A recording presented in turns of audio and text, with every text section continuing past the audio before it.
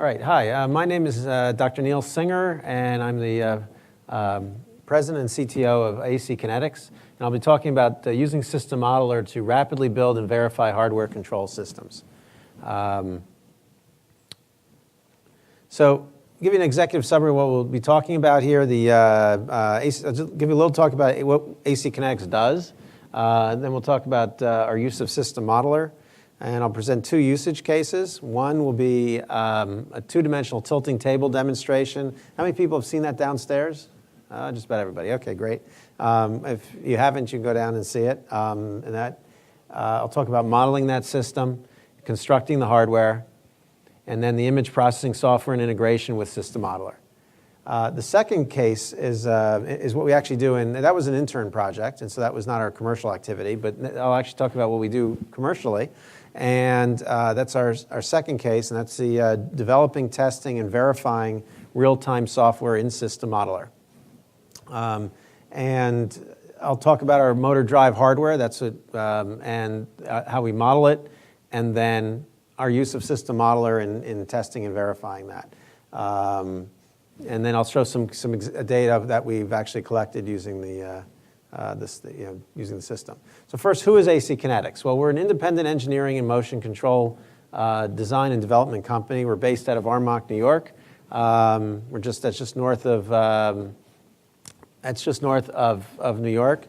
You can tell I'm from New York because even though I left my jacket off, I'm still one of the most overdressed presenters here.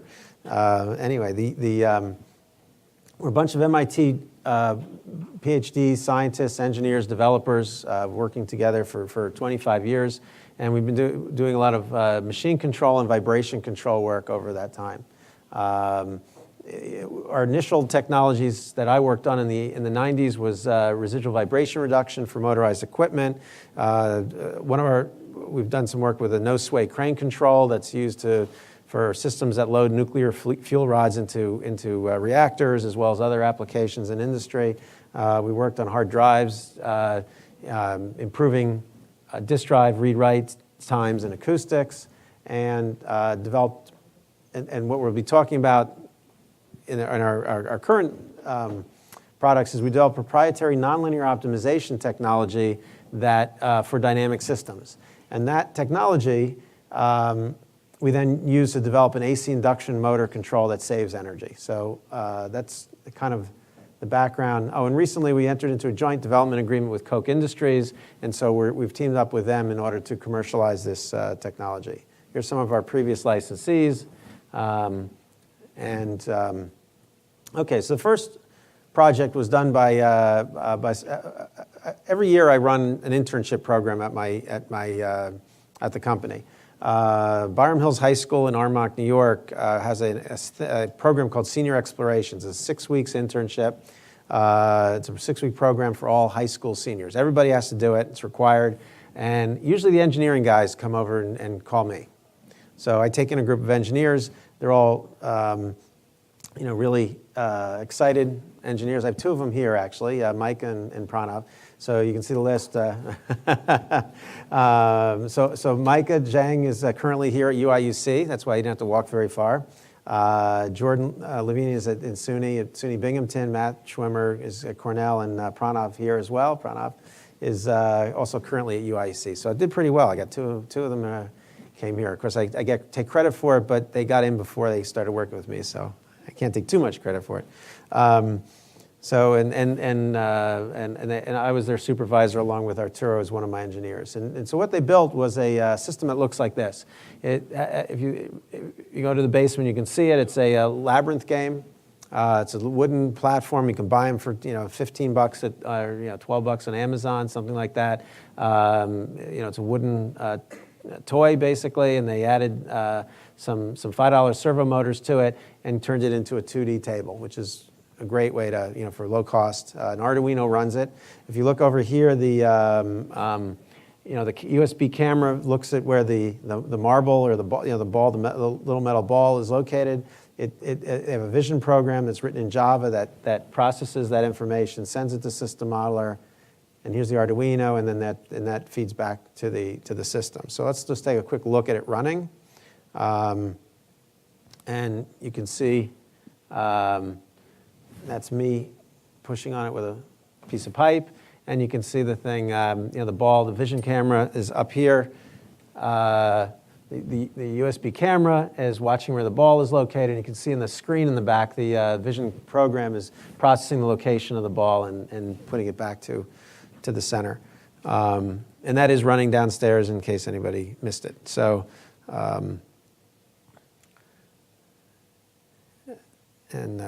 this is the video that was done the first day when we had the black ball. Now we have an orange ball there because we noticed an unusual situation is when people stood around it, the shadows would confuse it for black, so I changed the color to orange and threw an orange ball in.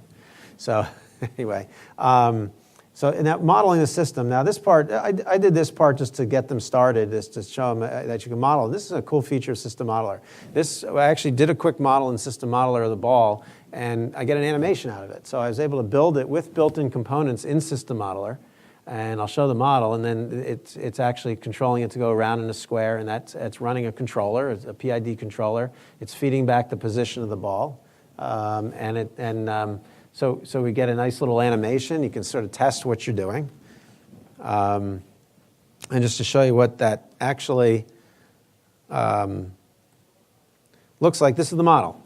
And so we have, if I go through it, the input here is a table, lookup table in X and Z. So you have X and Z input. In the corner there is not used. It's for inputting noise. So if you want to simulate the real feedback noise, I could throw some noise in there, and we have some jitter, and come put some a normal distribution of noise or some other distribution of noise, which is I did do just to test my controller out. Then you have a PID loop, a PID block that's built in. Sampling it, so we sample the feedback so at 30 times a second, because that's what the frames of the video is doing, is 30 times a second. And that runs then the 2D model, and I'll show you what the 2D plate model looks like. That's a little more complicated because I wanted to get the animation in there. If I didn't want the animation, it would be easier. Well, actually, in this case, it was easier to do it with the animation because the dynamics of a 2D ball are not simple. That's actually really complicated. So by using the built-in components, it made it dynamically accurate. I'll walk through it real quick because I don't want to spend a lot of time. Here's a filter that just filters it so it mimics the real hardware more accurately. And then it's a rotation command, so it converts this number into a rotation command. There's a rotational joint in X and in Z for the plate, and that just gives the picture of the plate that you saw. Then we have some motion in Z. But the motion in Z is not unconstrained motion. It's constrained motion. It constrains it by this rolling constraint to the rotation in Z, and it's constrained by the radius of the ball. And that all comes back around. Here's the ball, the graphics of the ball, and a position sensor and a frame that's rotating on the ball. So by doing this, I know that I have a dynamically accurate model of the ball, and I get an animation for free. So that's why I thought that was a good way to do it. So then what the students did is took that and converted it into a hardware model. This is the hardware model. It's the same thing, same PID controller basically, but they had to retune it. There's a deadband in there just so when it gets close it stops. And then what does the actual model look like that's running? And it's really simple. That's what's so cool about SystemModelers. It doesn't take a lot of blocks. It doesn't take a lot of components. There's a coordinate transformation going on in here so that the coordinate frame of the video is changed to the coordinate frame of the motors, just so you got, you have that correct. And if you notice right here, pin 9 is the output. This is the Arduino, and then pin 9 of the Arduino is hooked up to Z. And pin 10 of the Arduino is hooked up to X, and that's the whole thing. So we know that anything going on pin 10 will get output to the servo motor. Will determine the servo motor position in X. So now the image. One of the interesting parts of this is the image processing. I was lucky that Micah happened to do science research using OpenCV and image processing. So that's one of the reasons they picked this project, because someone actually knew it already, so knew a lot of knew the code on it. So anyway, so he wrote a standalone Java program. It ran OpenCV routines to capture the image frames, process the camera image, identify the location of the ball, and then compute the midpoint of the ball. And then what we did with those is you take those coordinates, and you had to send it back to SystemModeler. And this is one of the cool features of SystemModeler, is that SystemModeler from the ground up was built to be controlled by TCP/IP commands.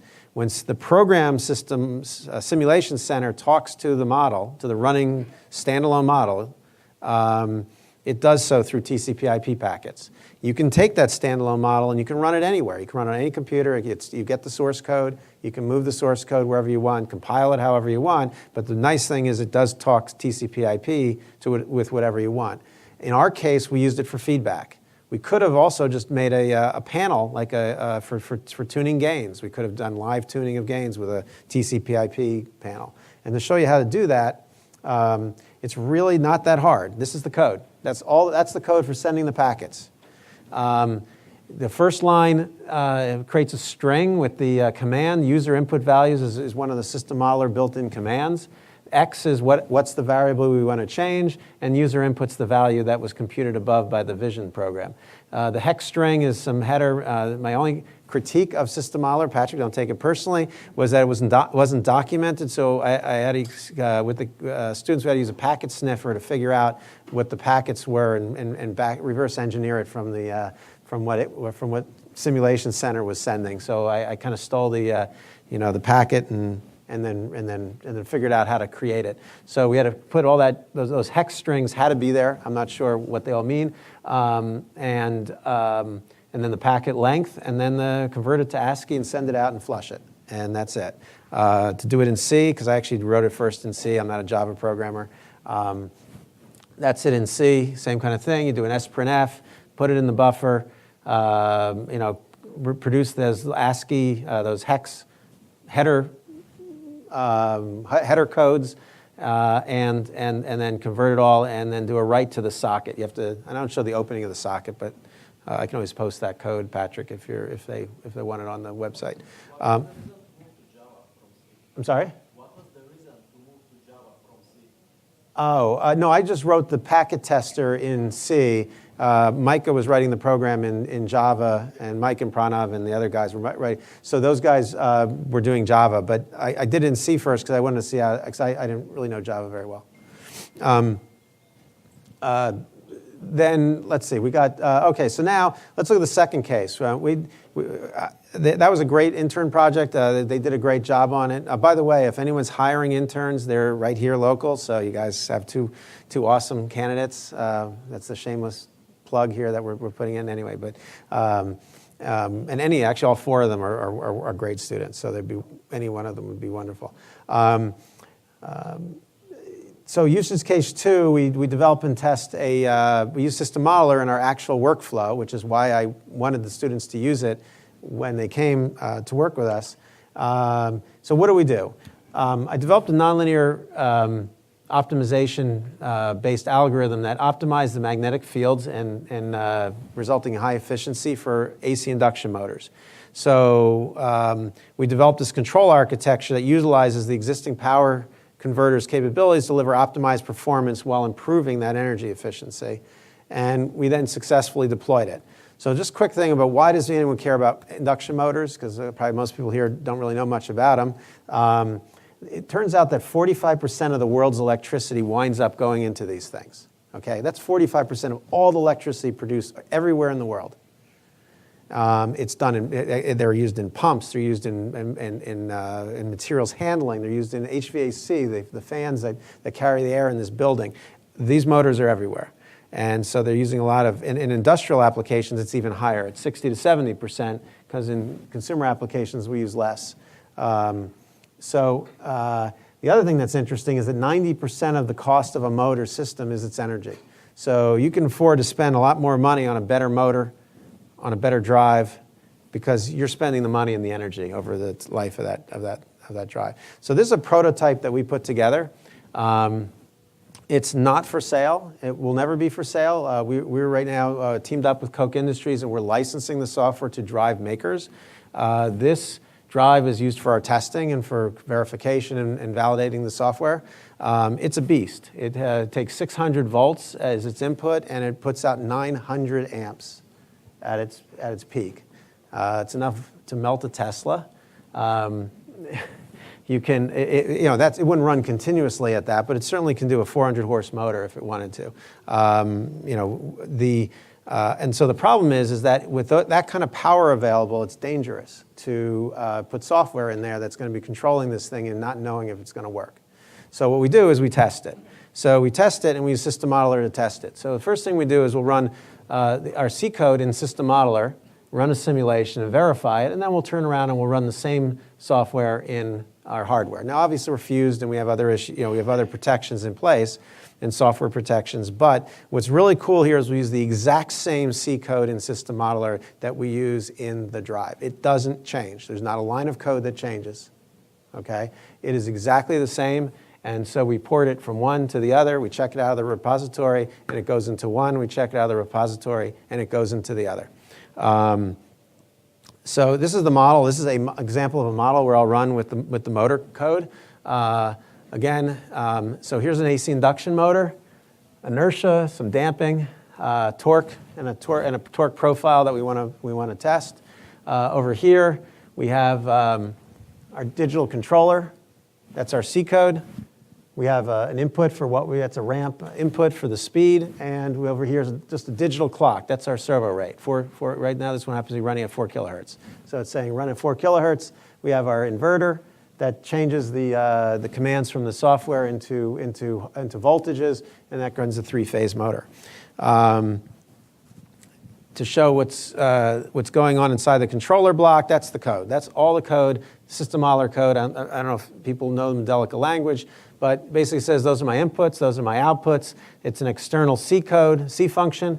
There's the calling sequence, and the annotation tells you where it's located, where the include directories, and what file you're including. That's it. That's what brings in all our C code. And when we create in SystemModeler, we'll then run it, and it will actually merge our code in with their code, compile it, and create a fully running executable out of that entire package. We can then take that and move it somewhere or just run it and use SystemModeler's features to do it.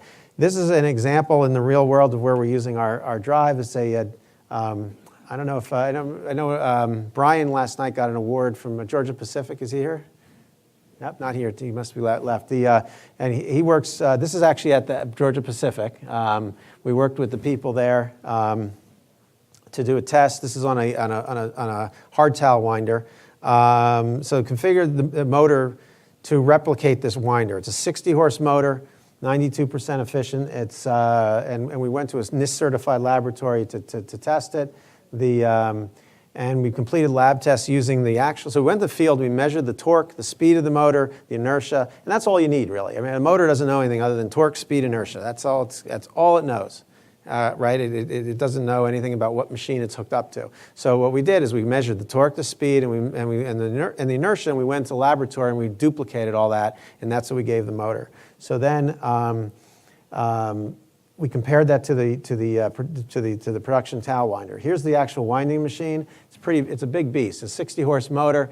It's running a 6-foot by that roll looks like a small little roll. It's actually 6-foot diameter and 6 feet long. That just gives you perspective on how large this thing is. It's making the rolls that you wind in the restrooms on those machines that roll towel out. Here's the profile. It'll roll up, accelerate up, roll the towel, accelerate down to a slower speed. Those are RPMs. And it transfers to the next roll, and then it speeds up again. This thing never stops, 24/7. And so basically what do we do is our technology saves half the energy in this particular machine. That's a big number. Most applications will not be that large, but it's a particularly dynamic application. So compared to the drive they're actually using, it saved half the energy, and just give you the savings. It was $24 annual savings. If we don't change the drive and just change the software, it would be an instantaneous payback. If you actually change the drive, it would be under 3 years. It would be 30 months. And that just shows the temperature. I'm only one more slide, and I'll be able to take questions. And that's just showing the temperature of the, using our technology versus the other. And we've simulated these, and we have very similar results in the simulation from the SystemModeler plots. And that's just showing the reduced heat, lower temperature. And that's pretty much it. I can take questions, on any of that. Yeah, thank you.